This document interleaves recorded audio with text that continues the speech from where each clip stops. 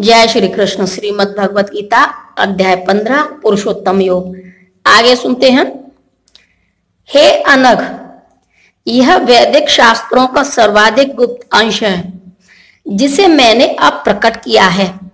जो कोई इसे समझता है वह बुद्धिमान हो जाएगा और उसके प्रयास पूर्ण होंगे। तात्पर्य, भगवान ने यहाँ स्पष्ट किया है कि यही सारे शास्त्रों का सार है और भगवान ने इसे जिस रूप में कहा है उसे उसी रूप में समझा जाना चाहिए। इस तरह मनुष्य बुद्धिमान तथा दिव्य ज्ञान में पूर्ण हो जाएगा। दूसरे शब्दों में, भगवान के इस दर्शन को समझने तथा उनकी दिव्य सेवा में प्रवृत्त होने से प्रत्येक व्यक्ति की प्रकृति के गुणों के समस्त कलमश से मुक्त हो सकता है। भक्ति आध्यात्मिक ज्ञान की एक विधि है। जहां भी भक्ति होती है वहां भौतिक कलमश नहीं रह सकता।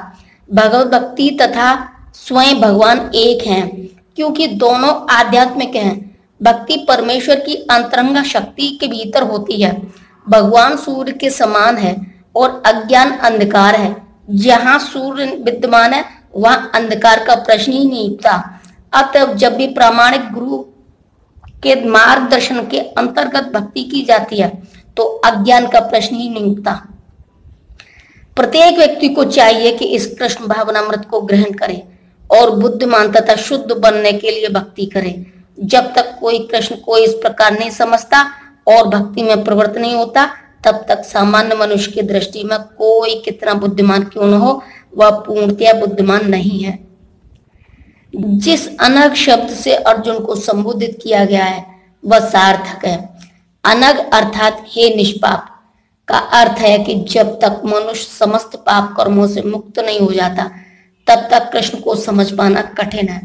उसे समस्त कलमश, समस्त पाप कर्मों से मुक्त होना चाहिए, तभी वह समझ सकता है। लेकिन भक्ति इतनी शुद्ध एवं शक्तिमान होती है कि वह एक बार भक्ति में प्रवृत्त होने पर मनुष्य स्वतः निष्पाप हो जाता है। शुद्ध भक्तों की संगति में रहकर पूर्ण कृष्ण भावनामृत में भक्ति करते हुए कुछ बातों को बिल्कुल ही दूर कर देना चाहिए। सबसे महत्वपूर्ण बात जिस पर विजय पानी है वह है हृदय की दुर्बलता। पहला पतन प्रकृति पर प्रभुत्व जताने की इच्छा के कारण होता है। इस तरह मनुष्य भगवान की दिव्य प्रेमा भक्ति को त्याग देता है। दूसरी हृदय की दुर्बलता है कि जब कोई अधिकाधिक प्रभुत्व जताने की इच्छा करता है तो वह भौतिक पदार्थ के स्वामित्व के प्रति आसक्त हो जाता है। इस संसार की सारी समस्याएं इन्हीं हृदय की दुर्बलताओं के कारण है। इस अध्याय के प्रथम 5 श्लोकों में हृदय की इन्हीं दुर्बलताओं पर अपने को मुक्त करने की विधि का वर्णन हुआ है और 6ठे श्लोक से अंतिम श्लोक तक पुरुषोत्तम योग की विवेचना हुई है। इस प्रकार श्रीमद् भगवत गीता के 15वें अध्याय पुरुषोत्तम योग का भक्ति वेदांत तात्पर्य पूर्ण हुआ। जय श्री कृष्ण।